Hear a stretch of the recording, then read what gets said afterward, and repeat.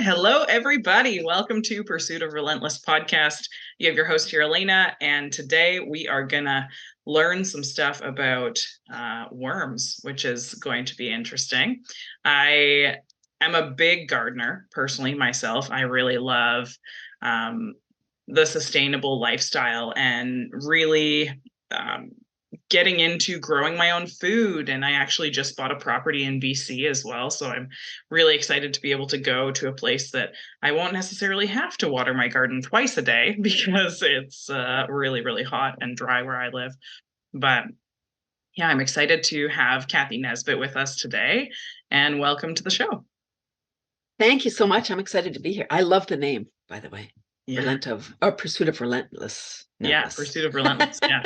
Well, Relentless. Pursuit of Relentless started like 3.5 years ago as a bit of a passion project for me. I was like, okay, if I'm learning from entrepreneurs myself and it's helping me grow my business and it's helping me be a better person, then why not try and connect with other entrepreneurs and learn from them and see what they're doing, right? And then I started the podcast and I was like, okay, well, this is pretty cool. And I get to talk to people like yourself and learn what your story is and why you got into what you're doing. And then just have really interesting conversations. So, And you have a great voice. Thank you. I appreciate that. Well, tell us how you got started as an entrepreneur. Well, it was by accident. I happened upon it. That's good. Yeah, it was 2002. The landfill. I'm located just north of Toronto. And in 2002, the landfill closed for the Toronto area.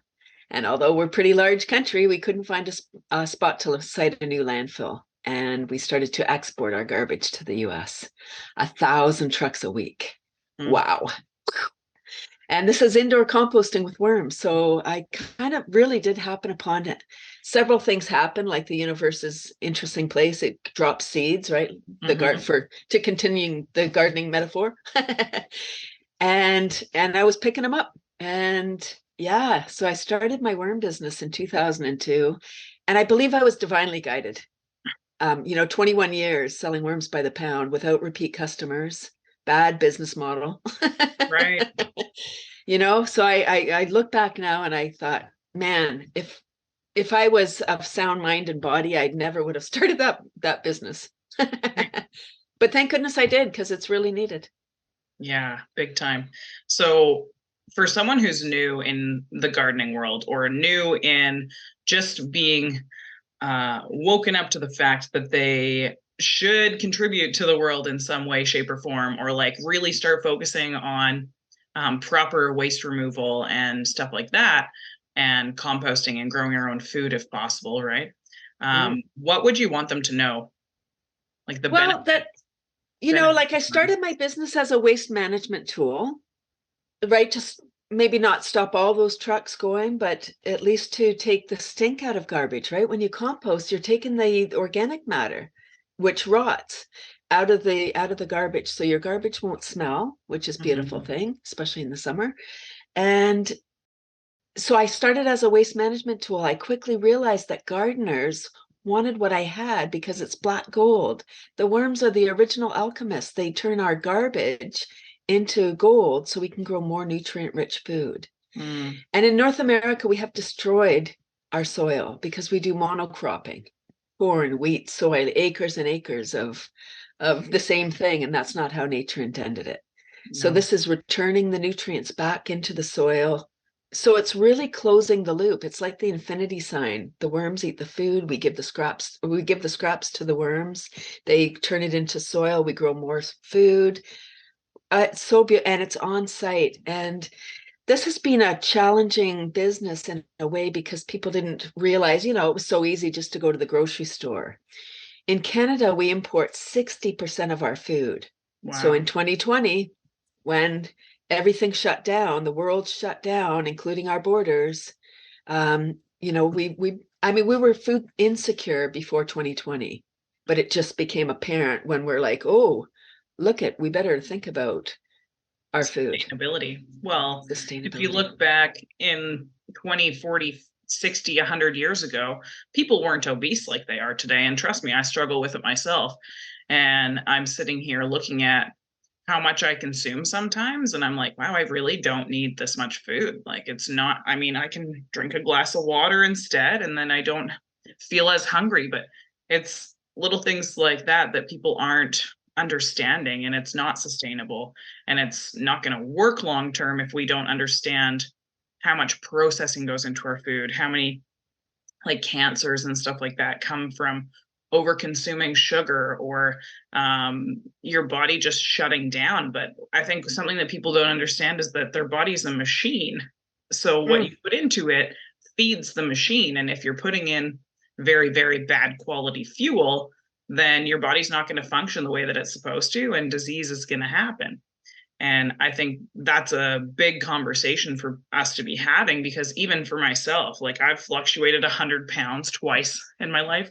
Right now, I'm up like 40 or 50 pounds because I had a couple miscarriages and stuff. So, anyways, my hormones were out of whack and I gained a bunch of weight. And I was just like, holy cow. Like, it's crazy how much more I'm craving sugar because I was consuming it, right? Little things like that. But you look at how much more substance you get from eating an avocado, or having a mango as your sweetness instead of a bag of candy.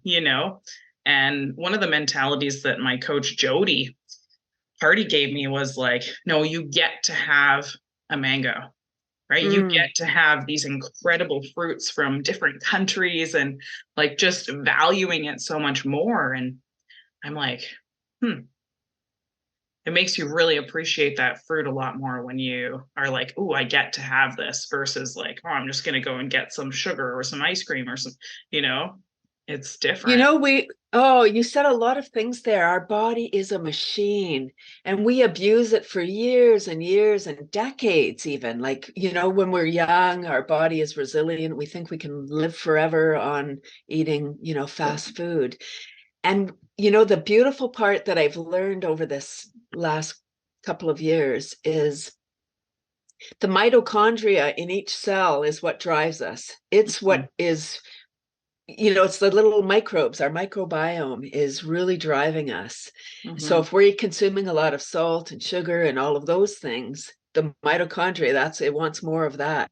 So if we can change our kind of microbiome, which is our flora and fauna of our internal world, we can change everything. And you're right, it's changing our mind. I also have a sprout growing business, and I start my day with 2 tablespoons of these sprouted mung beans. And when I started to sell this system in 2012, I had only sprouted mung beans for 10 years. It's my health plan. And people would say, what else can you sprout? And I said, I don't know, because I'm honest too, honest businesswoman. Imagine what a concept. Cool, right? And the response would be, well, don't you get sick of mung beans? And then my response would be, would you get sick of having tons of energy and feeling great? Maybe. People love their story. Like, oh, I'm so tired. Okay, well. Right. And so then I thought, wait a minute, as an entrepreneur, what do I care if somebody wants mung beans or they want something else? So then I started to experiment, and you can grow chickpeas and lentils. And so I'm a sprouting monster now. And I realized, like, the sprouts are nature's fast food. They germinate in a day or two. Everything is there to grow that little sprout into a full grown plant. Right. So it starts losing nutrients as it gets bigger. So like a broccoli sprout is way more nutritious than the full grown broccoli. Yeah, that's really interesting. Right. So our body is very resilient. But imagine if we can treat it well. My goal is prevention. I don't want to get sick and then get better. I just want to be better. I don't want to hit rock bottom and go up. I just want to go up from here. I don't understand all these expressions that we have. They don't even make sense. Like, you have to have a job to get a job. How do you get a job? Like, how many appointments could you have? Right. Like, how much, Well, like being an entrepreneur and people just thinking that you're so like out to lunch. Oh my gosh, you're always so busy. I'm like, but that's the point. Like, don't you want to be busy? Like, that's how businesses are built. You want to be busy. You want to be thriving. You want to be active. You want to be energized and feeling good, and your team's on fire and you're like, yeah, this is awesome, right? Or you can be there and just like hate your job and hope that you're gonna, not get fired. Or you buy your lottery ticket and just like hope every week that you're going to win the lottery, like of the one, 1 in a million people that wins. Yeah, right. Like, it's amazing how many people that's their retirement plan, is winning the lottery. It's like, well, okay, Reality it's a check. strategy, I guess. Yeah, you're more likely to get eaten by a shark. Even if you've never been in the ocean. Right.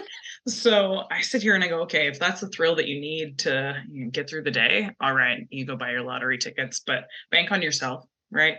Make sure But that you're imagine saving living enough your money. life, and I know we're doing it, but imagine living your life where you have a purpose.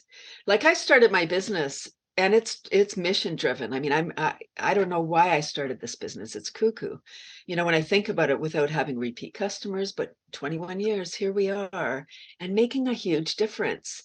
And I think that we get messages from the universe, from source, God, whatever you want to call it, the energy that we get messages from. Like, whenever you get a thought, that, where did it come from? It came from somewhere. Right. Yeah. It dropped out of the sky into your head. Right. I imagine if we can live our life making a difference, Yeah. being on purpose. I still love worms. I still get fired up about going and do workshops. It's my favorite piece, going into classrooms and sharing my passion for worms. And then I tell the kids I have the coolest jobs, other than your teacher who gets to be with you every day. I get to be with different kids every day. Right. Lucky me. Yeah. Well, and teaching them stuff that actually matters, right? Like, very, very important thing is to learn how to be self-sustainable, right? I have a vision of building an earth ship. I don't know if you've heard Mm, of an earth ship, but it's built of all recyclable material, and you use the earth to heat and cool your home. So mm. I'm like, that sounds amazing. I have an indoor garden. I'm like, yes, please. Like, that sounds Right. amazing. And I don't know if you've noticed, but I like plants. So that's a thing. But I love just learning and seeing. So I use earthworm casings in Mm, like my indoor plants. And seriously, since I started using that, there's so much more nutrients in the soil. And you can tell they're so much happier, like mm. thriving plants. And it's interesting. Yeah, the castings are nature's finest fertilizer. I mean, it really is. People will ask me, "Are you a gardener?" And I say, "No, I'm a soil maker." Because when we feed the soil, soil looks after the plants. Like, it's like the big nursery there, like literally the greenhouse, Mhm. the nursery, fun. So it's looking after what, and I say to the kids, if we look after the soil and it's a building process, with the chemical industry, like with our agriculture as it is, we need to put a lot of chemicals because the soil doesn't have the nutrients it needs to support that plant. And Mhm. chemical engineers are doing their job. They're doing a great job, Yeah. right? Designed to make that particular plant grow. Great. But anything that has "icide" at the end means death. And Yeah. we're not just killing that bug, we're killing all bugs. And then we Yeah. got to start anew, just like when we take antibiotics. So I Yeah. say to the kids, if we have a beautiful soil, there's always pathogens present. But if the soil is healthy, that pathogen can't get to that particular, like, oh, look at that juicy root. I'd love to go in there. It can't Right. get there. Yeah. So same if we have a healthy immune system, if somebody next to us sneezes or somebody's sick beside us, we may not get it, or we will get it less because we have a strong fortified system. Yeah. Well, I think it's so funny because my husband will laugh at me if I tell you this, but like, he rarely washes his hands. And I'm like, honey, what the heck? And he's like, I never get sick, Alaina. I'm like, yeah, that's true. It's true. He never gets sick, right? Yeah. Because he has such a strong immune system that you can't throw something at him that he's gonna, have to deal with, because he's built that over years and years and years and years of constant exposure. And Yeah. I was talking to a chicken farmer and he was like, yeah, I'd be mucking out the chicken stall, eating my sandwich with the other hand. right? Yeah, it is what it is. Exposed to everything. Yeah. Well, I did it the other day. I was out gardening, and then I was like, I came inside and was doing something, and I was like, I haven't washed my hands yet. Like, I should do that. Like, yeah, I don't know. My mom was a nurse's aide growing up, so we always had the wash your hands, wash your hands, wash your hands, because she was exposed to so much. And Mm, it's so interesting to just see how much you change as you grow, but also how much you don't change. I'm like, yeah, no, I used to be the dirty kid playing in the garden. Me and my sister would go make like rose water, you know. mm. It was just, it was fun. It was fun to be outside. And I think that's something that a lot of people are missing nowadays is fun in their lives. And being locked up in our homes for the last couple of years, I think this year has been very different. Like people, even in my business, normally my summers are pretty slow, but they've Mm. been lively with people who are like, come see me, you know, like I want to hang out, you know. And I love that because I'm like, wow, people are really craving that human connection and just really craving that together time. And I think that being outdoors and even just going for a walk together or something like that is so much better than just like sitting in front of a TV, you know? I'm like, I don't want to go to a bar so that you can ignore me the whole time while you're watching a hockey game, you know? Like, Right? Yeah. I want to go for a walk. Yeah, we're social creatures. We really need people. Yeah. You know, this past 2 years really did a lot of damage. I know there was a thing going on. I don't want to get into the politics of what's been happening, but how do you torture people? Isolation, like even when you're in prison, you don't want to be in social solitary confinement. You Yeah. don't even want to be alone in jail. Yeah. Wow. And what did we do? We locked everybody up. And now I say we're all kind of on the spectrum. And I mean that in many different areas. But as far as fear, I'm still meeting people who haven't stepped outside in 3 years, or they certainly haven't been with anyone. There's people still wearing masks and It social blows my distance. mind. You know, it's just like, so there's those, and then there's the other side where, it's like, oh, this whole thing's a joke, and it's never been. Like the people who were over on the other side and didn't believe in any of it right from the beginning. So we've got the whole host of people, and we're really messed up right now. Mm-hmm. I do a lot of school workshops, so for 2 years I didn't.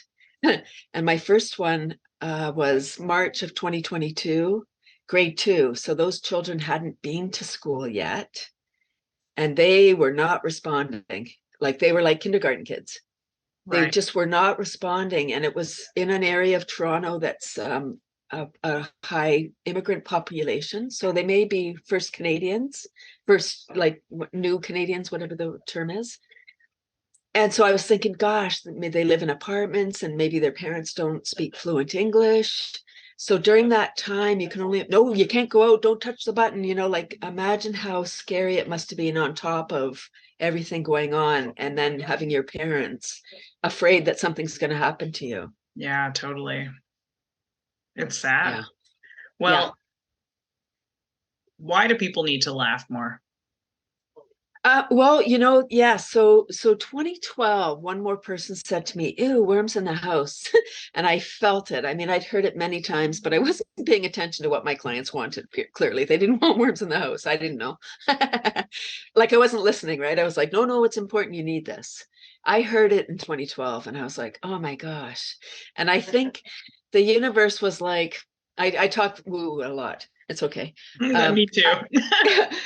I think that the worms is my mission, and I was doing my thing for 10 years. So the angels were off helping other people find their way. And then in 2012, I was like, oh my gosh, this is too hard. Why don't I get a job? What's going on here? Right. And I think the universe was like, oh my gosh, she's going to bail. We better throw her a lifeline. And I was introduced to laughter yoga the very next day. I mean, it's magic. When we pay attention, it's an incredible journey. Yes, there's trials and tribulations and, uh, learning curves or whatever you want to call them. But when we have those frustrating times, I think if we can stay in our safe zone and go, no, that's too hard out there, I'm going to stay in here. Or we can break through and be like, yoo-hee. And once we get through that challenging part, that's where then it's like, oh my gosh, out here, I haven't been out here before. This is fun. So that's what happened. I was introduced to laughter yoga. I don't even do yoga. Laughter yoga is laughing for the health of it, just laughing. There's little games and stuff, but it's not doing yoga, downward dog and laughing or something. Yeah, so that really saved my worm business because I think when people used to say, "Ooh, worms in the house," I took it personal. Mm. Like they were Oh, saying, that's cool. not right. So that they were saying, "Ooh, about me," maybe not, but on a subconscious level, I was taking it personal. With laughter, it allowed me to be like, "Oh, not ooh, me, ooh, about the worms. I don't want what I'm selling. They're not picking up what I'm offering. That's fine." And I was able to distance myself from that. So now I've been laughing since 2012, really laughing since 2020. And I took a deep dive into why laughter is the best medicine. When Mm-hmm. we laugh, we're secreting the love drugs, dopamine, oxytocin, serotonin, and endorphins, the love drugs, versus cortisol and adrenaline when we're stressed. And our brain requires 25% more oxygen than the rest of our body as an operating principle, right? It's a machine, the answering machine. Right. So when we're stressed, we're not breathing properly. Our body's not getting what it needs. For sure, our brain isn't. And so when we're laughing, we're exhaling, ha, ha, ha, ha, ha. You can't just exhale, you have to at a certain point so you can continue ha-haing. And also when we're stressed, we're not breathing. So we're kind of shallow breathing. All that excess carbon dioxide is careening through our body. So when we laugh, we expel all the oxygen from our lungs. And then we inhale, like fresh air, as fresh as it is in your house or wherever you're laughing. But it's so beautiful, right? So it's just it's a magic process that has been discounted. I think that laughter centuries maybe was squished out of us. You can't control people when they're laughing. Mm-hmm. Right. That's Right? People are free, they're laughing, they're secreting the love drugs, they feel good. And when we feel good, we do good. good. Yeah. We do good, right? And when we're stressed, we're closed, we're not breathing. Our system is in survival. We're meant to be in thrival mode. We're meant to thrive, not survive. Mm-hmm. Oh, that's so gold. And I think it goes right back to where you were saying, um, you're just trying to live your life the way that makes you happy, right? So Mm. my affirmations are happy, healthy, wealthy, free, right? And I Oh, don't say I am happy, I am healthy. No, I say happy, healthy, wealthy, free. Like it's literally just like repeat happy, healthy, wealthy, free, happy, healthy, wealthy, free, right? Because that's what really matters to me. And I believe that when you put that out into the universe, you're going to attract it. And mm, so I'll give you an example of when I first started in business. I was $100,000 in debt between my vehicle expenses and that kind of stuff. And then I got laid off.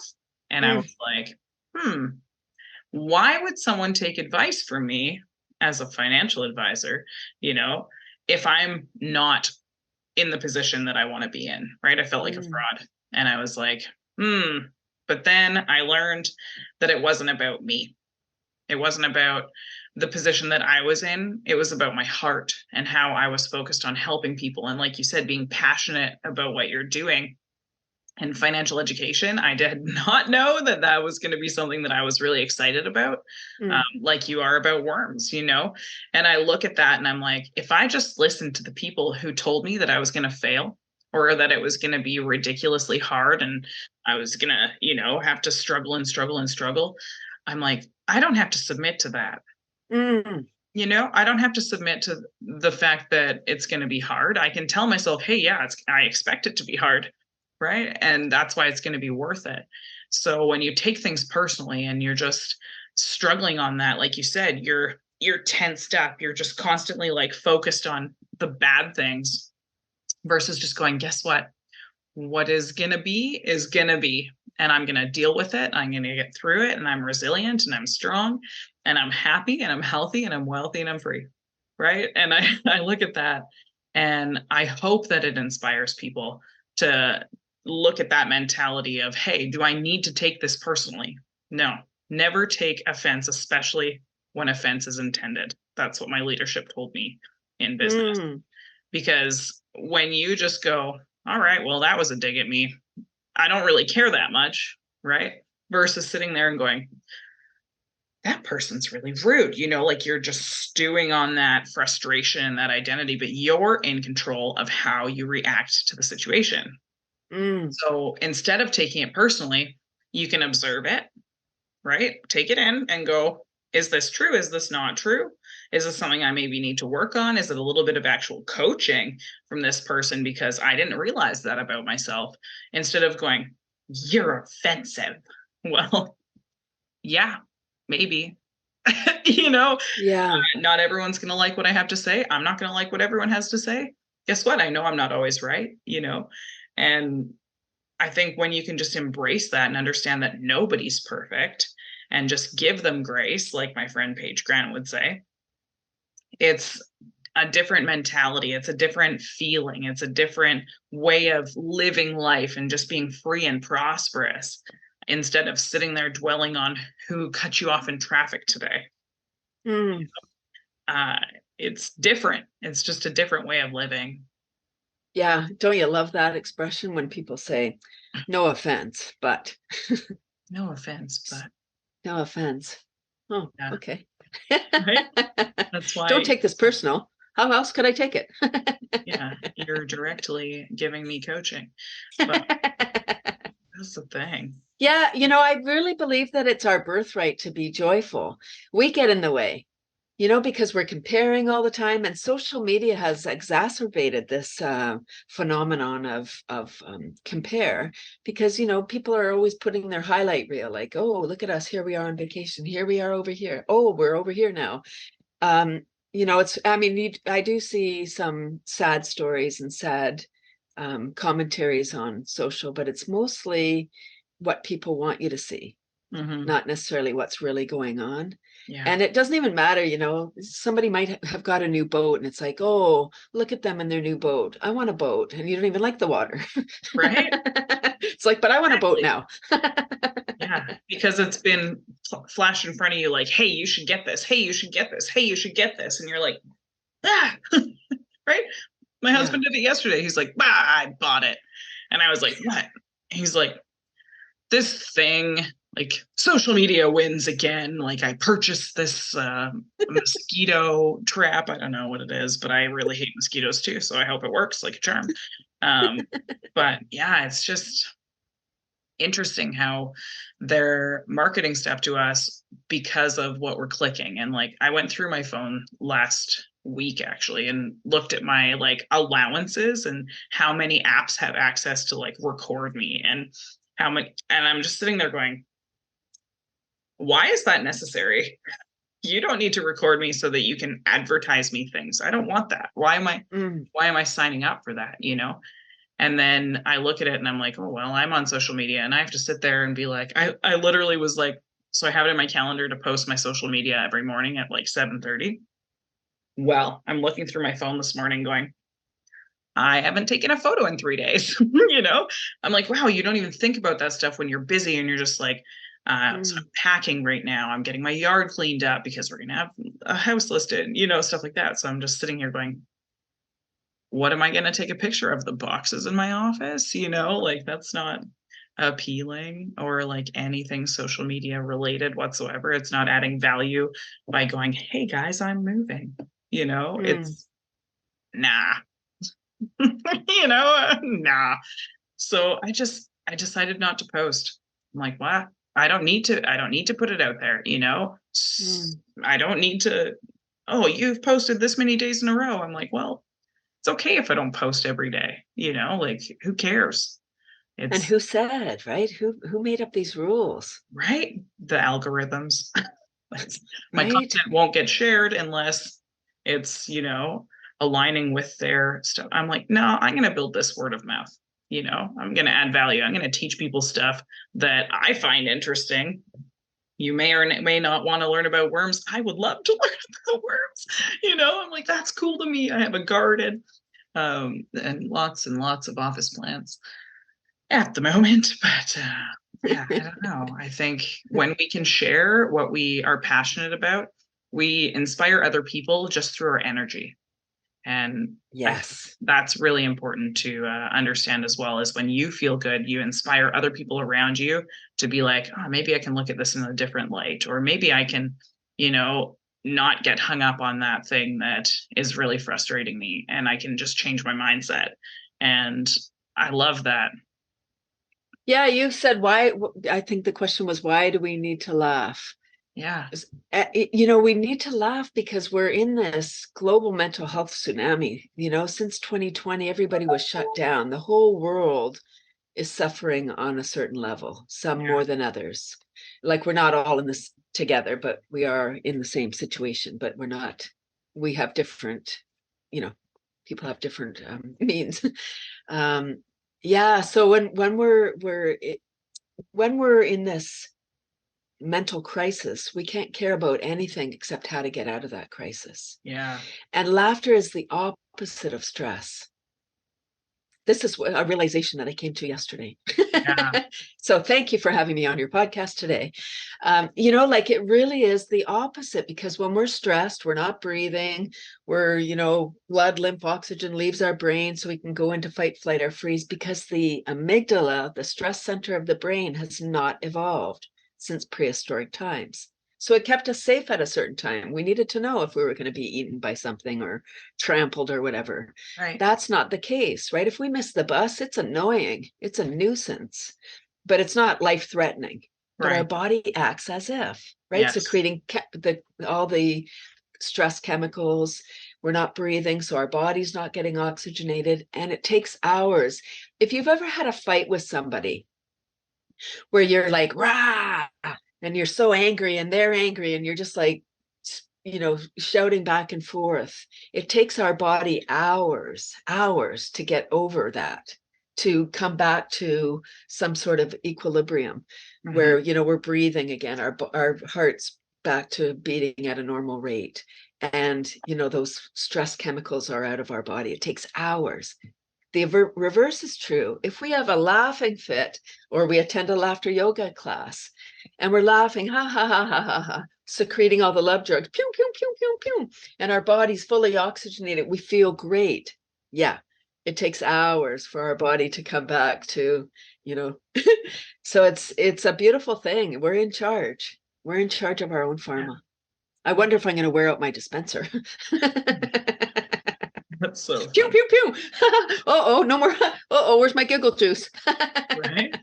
Yeah, it's important to laugh. I think I'm the kind of person who doesn't laugh very often, and I sit there and I wonder about that sometimes. I'm like, why do I not laugh? Like one of my good friends is a comedian, and yet she tries to try jokes on me, and I'm like, yeah, that's really funny. But that's it's like people want me to laugh more, but I'm not a big laugher, and I'm like, oh, maybe it's a limiting side of myself that I need to explore a little bit more, like having more fun, because I'm pretty serious a lot of the time, but at the same time I like try to be funny. I'm not that funny. So laughter yoga is not about jokes or comedy. Right. It's laughing for the health of it. So just laughing, even just putting it on, like our body doesn't know the difference between real and simulated laughter. It's a beautiful thing. Like our mind knows, right? It's the thinker, our body's the feeler. So the first time somebody goes to a laughter yoga club or class, it's probably awkward. When we do anything new, we start a new job or start a new hobby or get a new friend, it's awkward. Like we're wondering, oh, I hope I fit in. I hope I know how to do the job, or whatever it is. It's kind of awkward. Same with laughter. It's awkward not knowing, like no jokes or comedy, just laughing. What? That's weird. But it does get us out of our head and into our body. Like our brain might be like, oh, stop it, you look ridiculous. Because the role of our brain is to keep us safe and conserve energy. Ever gone to a family function? Maybe you have a great family, I don't know. where a sibling or somebody says something and you get triggered, you're back into that thing. Like you're like, oh, why does this happen every Thanksgiving? Boo. And you maybe anticipate that even before you go, so you're already in stress before you arrive at the gathering, because your brain knows. It's like, oh yeah, As soon as he says that thing, I'm going to say this thing, and then we'll be in it, because that's what we do. So we can override our brain. That's a beautiful thing. We can override our brain and just be like, okay, thanks, brain, for stopping by. I'm just going to do this because I know it's good for me. Right. Yeah, that's incredible. I like that. And I think that's what yoga is all about, is learning to use your breath, learning to utilize your body for like an energy source, and like producing more energy for yourself, whether it's doing a vinyasa flow class or laughter yoga, right? And they're very different practices, but at the same time, you're still going to get that energy, that vitality, that boost that you're looking for in those situations, right? Yeah, absolutely. I love it.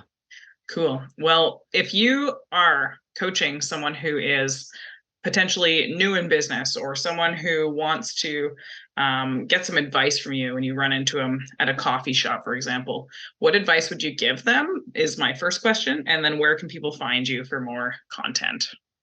The advice I would give to new entrepreneurs is be visible. And I don't mean on social or whatever. Just talk to everybody about what you're doing. Mm-hmm. And I don't mean in a pitchy way, like everybody's not going to be your customer, but everybody knows somebody who needs what you have. Yeah. But they got to know that you have it. Yeah. You know, I used to go to a lot of networking events before 2020. And I was like, okay, I'm the worm woman. They know me. As soon as you stop going to that event, they stop thinking about you. Yes. Even though I'm the only one that they've ever met that has worms. And if somebody said, oh, I'd like to get a worm composter, I may not come top of mind, even though I'm the only one they know, because I'm invisible. Right. You got to keep on. So I would say be visible. And I chose media as my marketing strategy. Over 300 articles, TV, radio. And I don't care if I'm having a bad hair day or whatever. If I'm at an event and I see media, I'm like, oh, they didn't get my worms or whatever, and I'll chase after them. Hey, you missed my booth. Right. That's awesome. I love that. That's the truth. Yeah, that's the truth. So don't be afraid to let people know what you're doing, because we're not mind readers.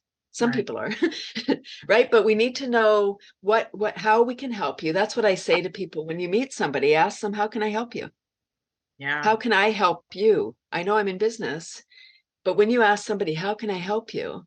Then they say, oh, well, I'm looking for this or that. Hopefully you have an answer. If somebody says, how can I help you? Say, I'm looking for more people that are looking to get out of stress and feel better. Right. Do you know anyone that's in stress right now? Right. Right. And then, so how do you find me? I have a free laughter yoga club online. 30 minutes, it's every Tuesday at 9:30 a.m. 30 minutes, super fun self-care. As a laughter yoga teacher, I incorporate tapping, brain gym, qigong, all kinds of healing modalities to help people get out of stress. And that's my ultimate goal with my free club. It's my gift to the universe, whoever wants to attend. And I get people from around the world. I've got my little groupies that come. It'll be the 3rd anniversary in June. Yep, I started in June 2020 because I needed it. I'm like, my little house roaming around. I need people. Right. So I started my club, and I'm so glad. And I think my laughter club is different than other laughter clubs because it's not really laughter yoga. Laughter goes with everything because I incorporate tapping and all these other modalities. I get a lot of laughter leaders and teachers coming. Probably they come and take my material and bring it to their clubs, and that's a beautiful thing, right? Because then when we're all vibrating, did I say vibrating? Vibrating. I don't know how to. Whenever you say a word over and over, it just becomes funny. When we're laughing, we're resonating at such a high level that it opens our brain up and creativity flows in. Versus when we're stressed and we're closed, right? Oxygen's not coming to our brain. And I'll demonstrate by asking, ever lost your keys? Right? You're flapping around. You're like, oh my God, I gotta go. Where are my keys? And maybe you're yelling at people. I don't know how you do it, but right. So your brain knows where your keys are, but it's literally being deprived of oxygen. So you need to take a deep breath, laugh it off. Ha ha ha ha ha. Oh, apologize to all the people you just yelled at. And then, oh my gosh, my keys are right there. Look at that. That was my pen, but So yeah. So come to my free laughter club, 30 minutes, 9:30. Just be aware that it may become your new addiction. That's all. Right. That's good. I love that. Well, I appreciate your time today. I know that I got lots of value out of it, and I'm looking forward to looking into your worm business more because I'm like, I could probably use some worms in my house. So, yeah, today was awesome. I really appreciate it. And guys, if you got value out of today's episode, make sure that you share the show. We're a holistically grown business, and yeah, it makes me so proud to be able to share this kind of content with people. So thank you again for your knowledge and energy today. It's much appreciated. And until next time, that's Pursuit of Relentless signing out.